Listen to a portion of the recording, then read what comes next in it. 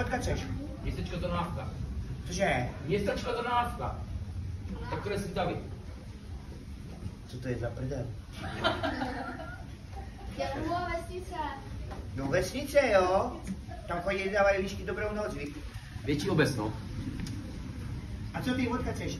Taky tam? Odsaď? No, já jsem se narodil v Polsku a bydlím v Praze. Jo, aha, tak už vím, kde je problém. Dobré. To stačí. Co ty to vodka chceš? Nymburk, jo? Jej. To je u Kolína, že? Nebo u Prahy? U Poděbra.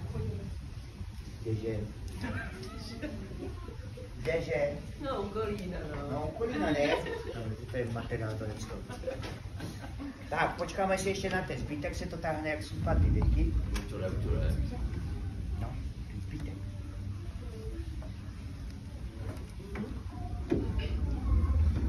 A tady můžete vidět, jak se chytá vlk. Že jo?